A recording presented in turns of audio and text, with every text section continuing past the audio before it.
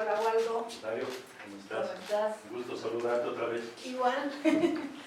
Otra vez. ¿Cómo has vivido? ¿Cómo has estado?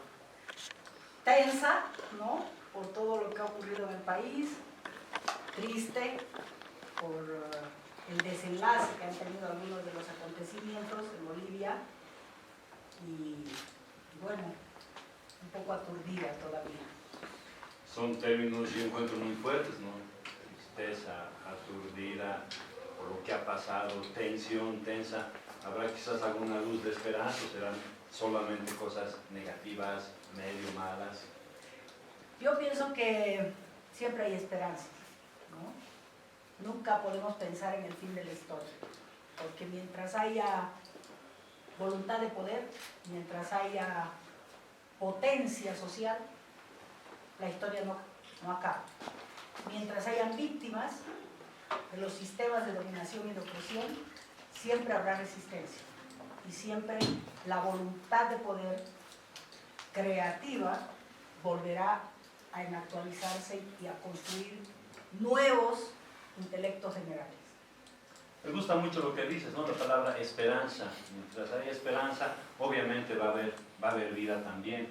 Creo que las situaciones que hemos pasado, vistas de distintas maneras, nos da también ese horizonte, yo creo general, ¿no?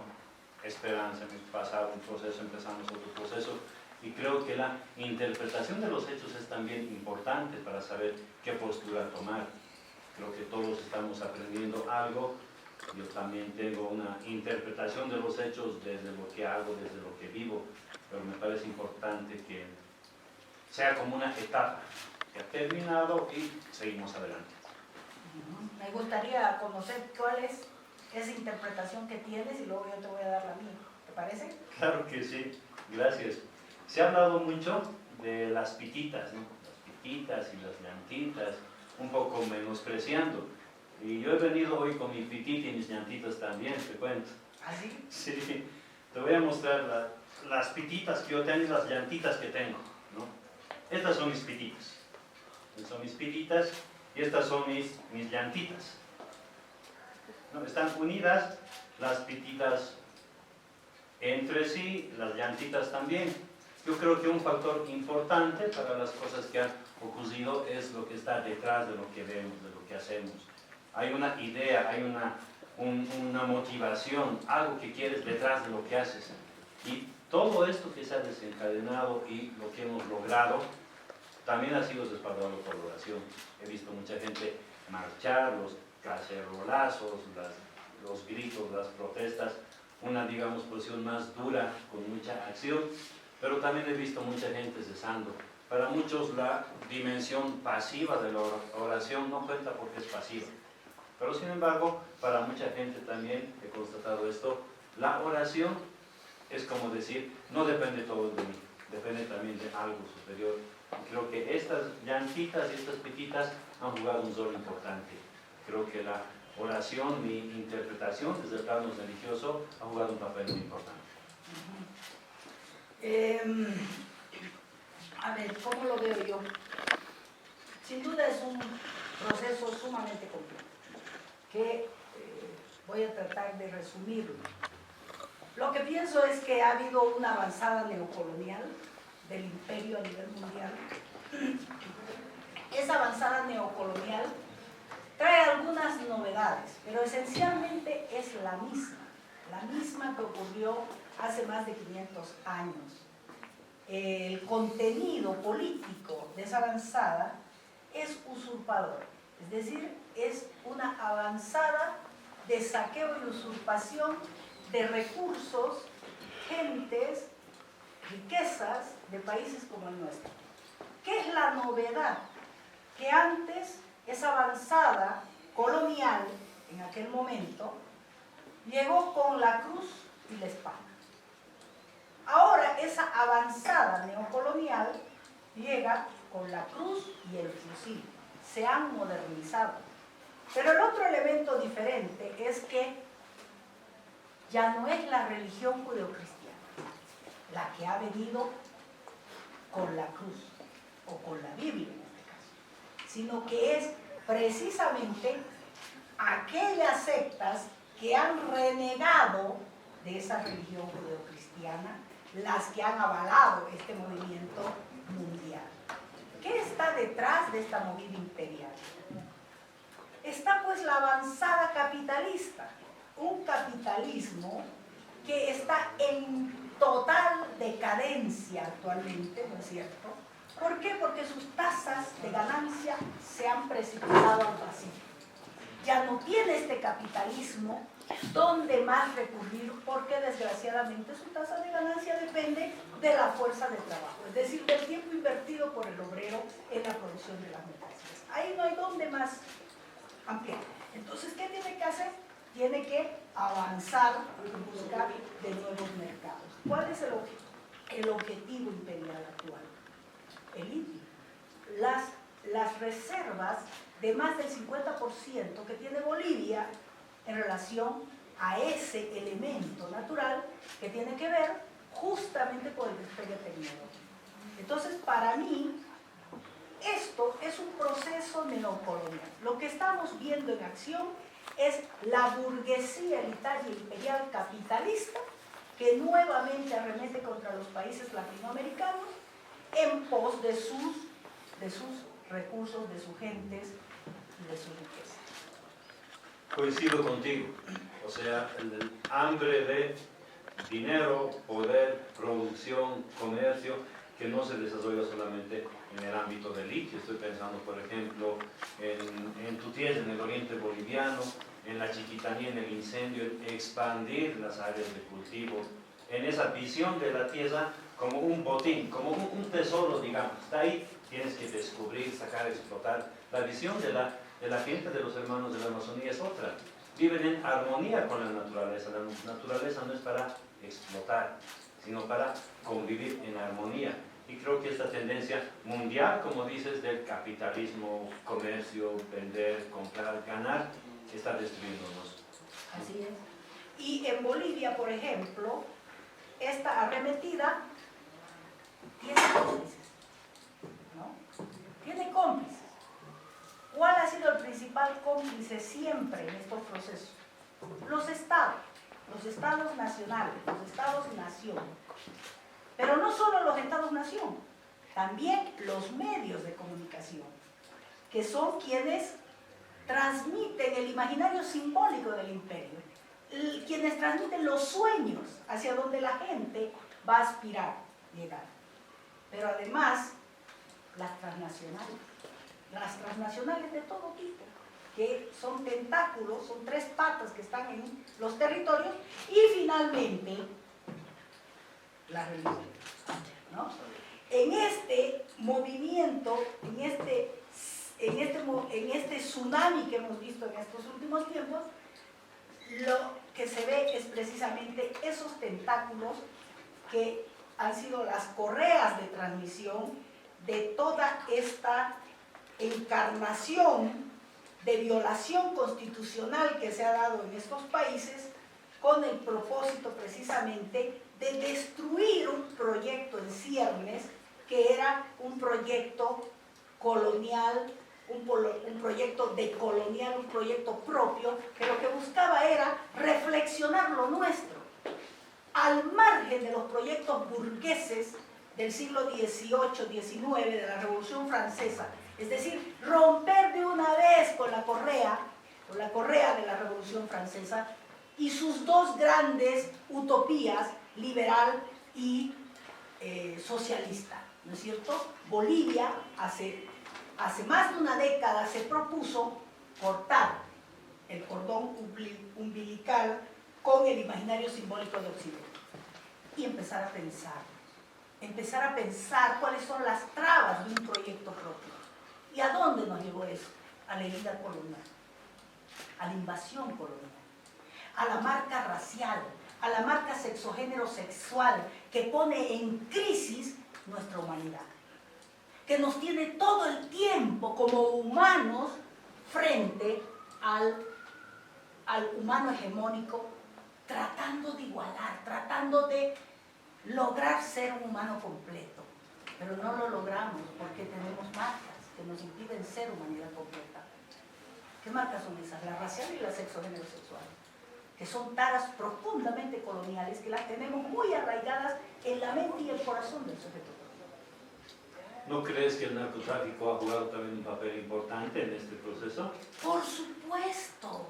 Fíjate, el imperialismo capitalista burgués, cuando entra en crisis, ¿dónde recurre? Recurre a la acumulación extraordinaria de capital. ¿Y cuáles son esas formas de acumulación extraordinaria de capital? Son ilícitas.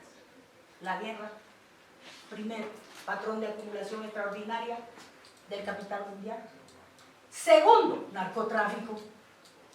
Yo me sorprendo cuando escucho por los medios de comunicación, deplorables por demás, ¿no?, en esta coyuntura, que se llenan la boca hablando del narcotráfico como si fuera la novedad. Perdón, si tú haces el análisis de qué vive este capitalismo decadente desde hace tiempo, desde que empezó su crisis. ¿De qué vive? De los ilícitos. Guerras, narcotráfico, trata y tráfico de personas que no son otra cosa que conversión del ser humano en mercancía. Porque a este modelo no le interesa el ser humano. No es un modelo que le va a interesar al humano, menos pues la naturaleza. ¿No es cierto? Si lo fundamental no le interesa, peor lo demás. Entonces, no me sorprende a mí el tema del narcotráfico. Por supuesto que es un patrón de acumulación extraordinario que está operando. Venta de medicamentos falsos. Disgregación del cuerpo. Ya no en mercancía como cuerpo, sino como partes del cuerpo. Venta de órganos, venta de dientes, alquiler de dientes. Todo con un maquillaje de soberanía corporal. Yo quisiera preguntar a un hermano que vende su riñón si él lo hace de manera soberana, esa venta de su riñón, o lo hace porque está arrinconado por la pobreza, la miseria, y no tiene otra posibilidad. Sí, es una coyuntura especial, son muchos elementos, yo no solo los deduzco a los tres que has dicho al principio, sino estos otros temas, entre comillas, pequeños, pero develan un problema de fondo que es mucho más grande. Es el problema de la mentalidad, el problema de la decisión interna. ¿A quién voy a servir? ¿Cuál va a ser para mí el objetivo principal? Si digo el dinero, mi trabajo es conseguir dinero. Y lo haces de manera lícita, de manera ilícita, no te interesa la vida de las personas, no te interesa quebrantar algunas leyes, no te interesa nada. Si tu objetivo en tu vida es buscar el poder, lo mismo, no vas a medir ninguna cosa. Yo creo que este es un momento especial para nosotros, para plantearnos internamente, a ver cuál es el objetivo de mi vida, qué es lo que yo quiero, qué es para mí importante en primer lugar. Y en segundo lugar, una cosa también que no debe ser solamente personal, así egoísta, centrada en uno mismo, sino cuál es el objetivo de mi familia o de mi grupo social. ¿Qué quiero yo como paseño? ¿Qué quiero yo como diocesano? ¿Qué quiero yo como vecino de una zona aquí, en una villa en la ciudad? Y también a nivel un poco más macro, más grande. ¿Qué queremos ahora como bolivianos? ¿No? Ver un cambio de mentalidad en el que podemos cambiar de cabeza, es decir, a ver, este camino me lleva a la confrontación, este camino me lleva al odio, este camino me alimenta el racismo. Haremos un cambio. Repetimos las mismas cosas, tenemos el mismo resultado. Y creo que ahora tenemos la oportunidad de hacer un cambio, no solamente en actitudes o en palabras, sino sobre todo en pensamiento. ¿Qué queremos construir como país? Por eso la palabra esperanza me parece importante, pero me parece también algo coja. No es solo tener esperanza, hay que mostrar elementos concretos para decir, voy a cambiar mi país, pero primero cambio mi entorno social, con quienes hablo, con quienes me dirijo normalmente, hablando de los medios, qué radio escucho, qué televisión veo o no veo, qué periódico leo. Son cosas importantes y finalmente decir internamente, a ver, en mi vida, en mis pocos años que voy a pasar por la vida, ¿qué estoy logrando? ¿Qué es lo más importante para mí? Y este es un punto, yo creo, por demás importante, porque hemos hablado del cambio del país, motivado por ideas, motivado también por oraciones. Creo que a nivel de fe, estamos en un momento en el que debemos definirnos también. ¿Juega la fe en mi vida como país un rol importante o no. Yo veo que este es un momento especial de decisión, sobre todo decisión. Bueno, para mí la transformación de la que tú hablas pasa por lo que nosotros llamamos un proceso de descolonización, de despatriarcalización, en términos más académicos, un proceso decolonial. ¿En qué consiste un proceso decolonial? Consiste en desestructurar, de construir tres grandes patas: la colonialidad del poder, la colonialidad del saber y la colonialidad del ser. La colonialidad del poder: no centrar el modelo civilizatorio en el ejercicio de poder, que es lo que vemos como constitutivo del modelo de corte occidental. Es decir, el modelo parido por la Revolución Francesa de 1789, un modelo burgués con sus dos ideologías, la liberal y la socialista, es un modelo centrado en el mercado, en la acumulación, y por lo tanto es un modelo centrado en el ejercicio del poder. Entonces, descolonizar para nosotros significa transformar ese modelo centrado en el poder en un modelo por fuera del ejercicio del poder. Y cuando digo ejercicio del poder, me refiero a ejercicio del poder y resistencia por parte de los suyos, ¿no? En el tema de la descolonización o de la decolonialidad del saber, lo que se busca ahí es atacar todo el imaginario simbólico, es decir, las ideas, los valores que tienen que ver con la matriz de conocimiento de Occidente. Y finalmente, lo que tú más has ampliado, que es la colonialidad del ser, o sea, las tecnologías del yo, las prácticas constitutivas de la subjetividad colonial. Nosotros somos sujetos profundamente coloniales. ¿Cómo sabemos que somos sujetos coloniales? Cuando reproducimos cotidianamente las taras coloniales: racismo, machismo, misoginias, xenofobias, todas taras cuyo centro, cuya base, cuyo corazón es el otro. Entonces, descolonizar para nosotros es transformar el mundo subjetivo y el mundo material y sus estructuras de este sujeto y de esta sociedad. Es bueno, pero recalcar que aunque sean concepciones externas de otro polo del mundo, del occidente, como tú dices, hay cosas buenas también, como hay cosas buenas también en nuestra propia cultura.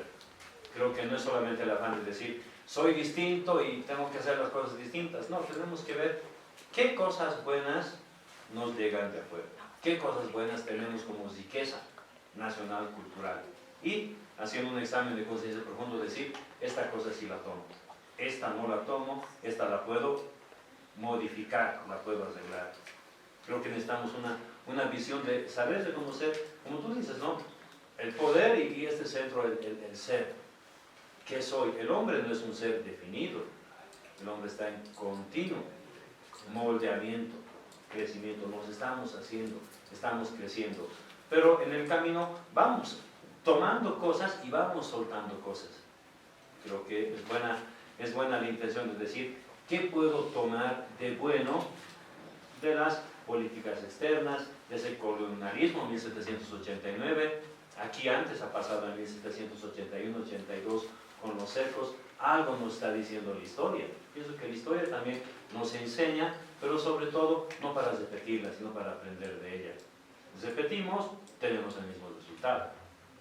¿Qué hombre estamos haciendo? ¿Qué cosas externas podemos asumir y decir, sí, esto lo asumo y me parece bueno? ¿Qué cosas definitivamente no? Y hay cosas claras que uno no debería asumir, aunque sean nacionales, aunque sean extranjeras también. La historia nos ha mostrado un continuismo del patrón de poder colonial. Y en ese continuismo nos ha mostrado un universal.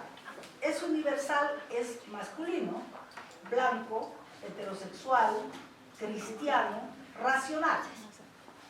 Es universal, ha construido el modelo de lo que es ser humano y de lo que es humanidad.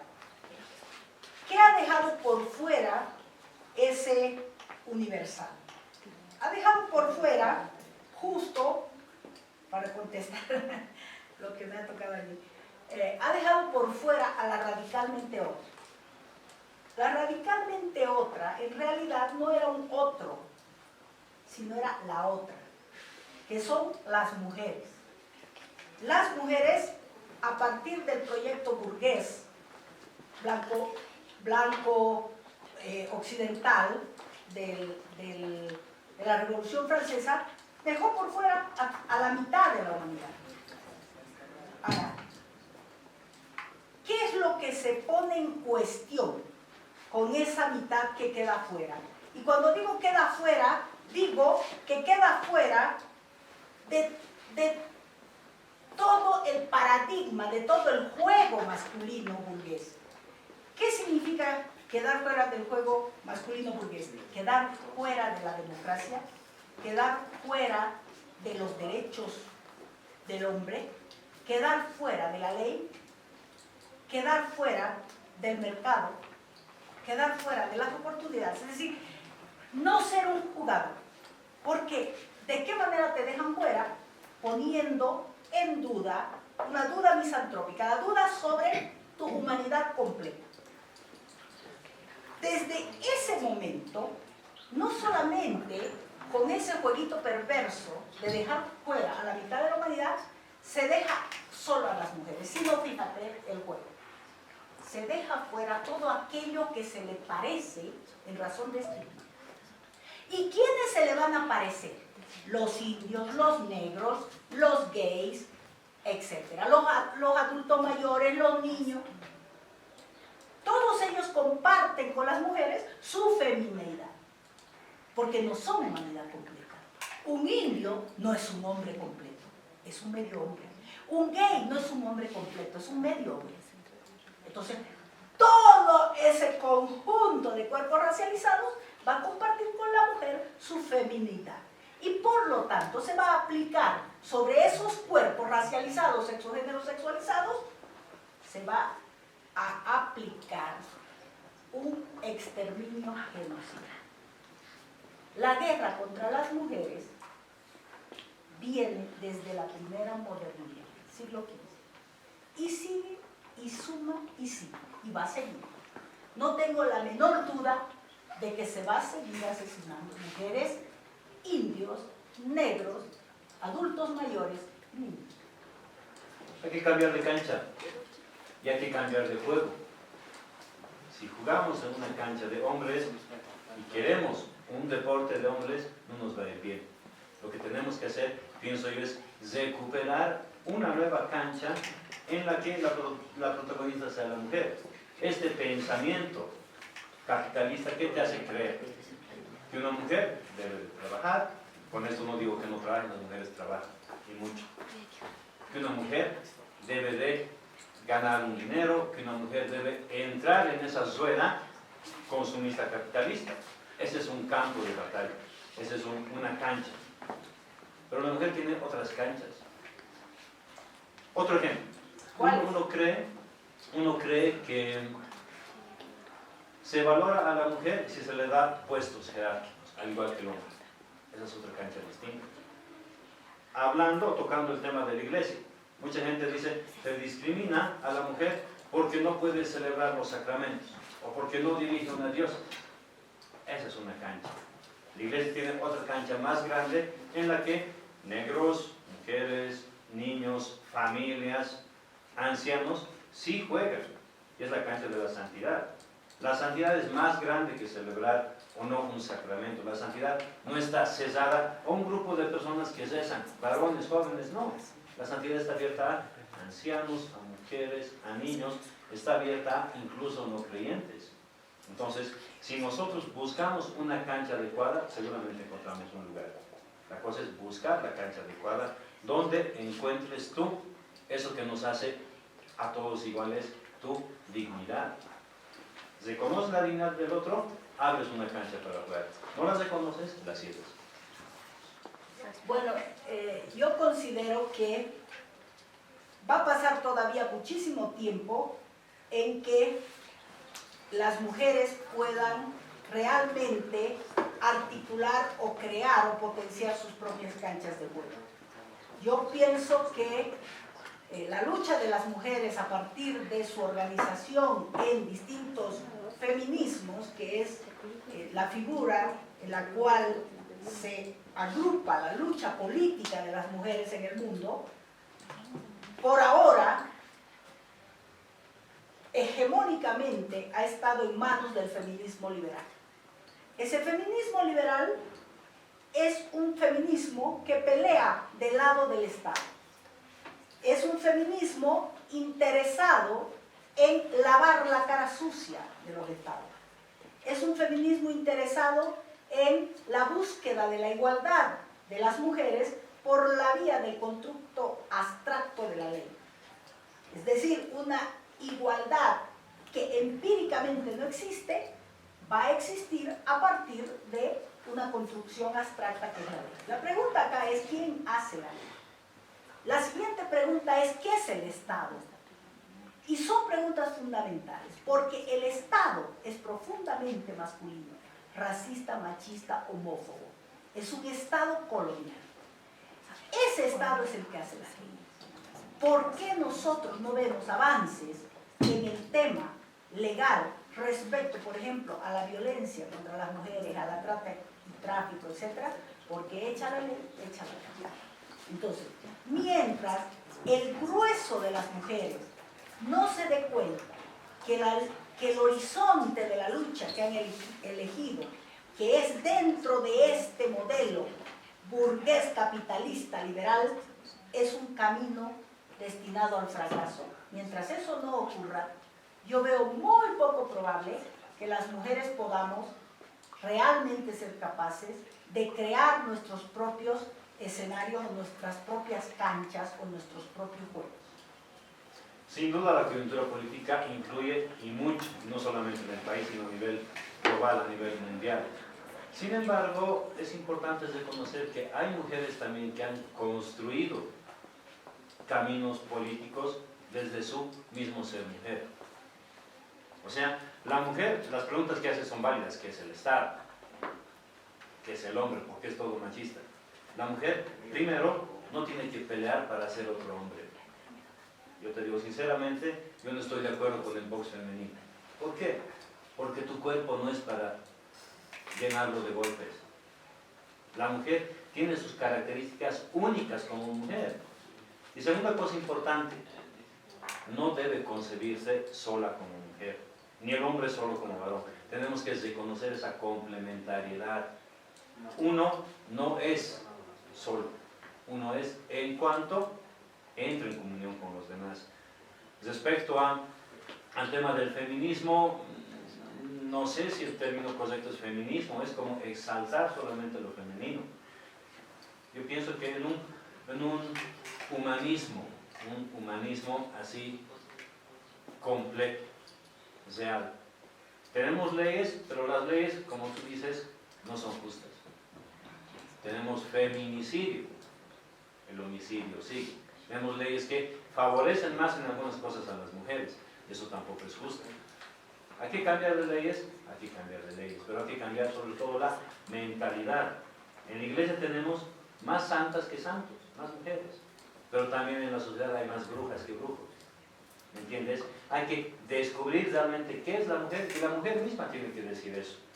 Y no hay que pelear por ser otro hombre, o un hombre con cabello largo, de eso también tenemos muchos, ¿no? Hay que pelear por saber quién soy yo, cómo soy, cómo me entiendo, y si esta cancha hecha por varones no me satisface, no me siento ahí, tengo que crear mi propia cancha. Y hay mujeres que han empezado creando su propia cancha dentro de la iglesia y fuera de la iglesia. Hay una tarea grande por hacer. Yo lo que creo es que lo que se debe pulverizar es la falsa dicotomía hombre-mujer, ¿no?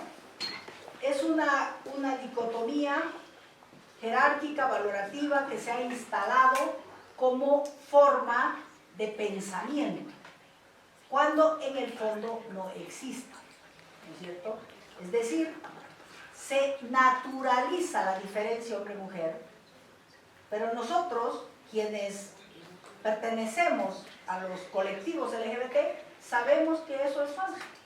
No existe en razón de sexo la hembra y el macho únicamente, no existe en razón de género el masculino y el femenino solamente, y no existe en razón de sexualidad solamente la heterosexualidad. Nosotros sabemos que en razón de sexo también hay hermanos intersexuados, también hay hermanos transexuales. En razón de género hay hermanos transgéneros, travestis, transformistas, y en razón de sexualidad tenemos sexualidades bisexuales, homosexuales, pansexuales o sexualidades no georreferenciadas en los genitales. Entonces, yo pienso que el humanismo, que es otro de los elementos de este paradigma burgués de la Revolución Francesa, ya es un paradigma obsoleto, porque reduce la complejidad de la existencia de la vida en el cosmos simplemente a lo humano. Y antes hemos dicho que la vida es pluriversa, no solo la humana, sino también la de la naturaleza, sino también la de la madre tierra, sino también la del cosmos y del universo. Ya sabemos que no hay un universo, que hay multiverso. Entonces, el humanismo reduce, es andro-homologocéntrico, es un modelo que reduce todo simplemente a la hegemonía humana masculina, olvidándose del resto. Entonces, yo pienso que una exigencia de futuro que tenemos actualmente, no solamente política, sino también social, es la necesidad, el desafío de empezar a pensar nuevos paradigmas más allá o por fuera del humanismo andro-homologocéntrico. El humanismo tiene una raíz en el racionalismo y creo que pensar solamente con la cabeza nos lleva a estos resultados. Creo que hay que buscar otros caminos para entender la realidad, sí. Un camino del que las mujeres también hacen buen recorrido es pensar con el corazón, el tema del corazón. Otro camino, creo que la naturaleza. La naturaleza nos dice qué es lo humanamente correcto y qué no es humanamente correcto.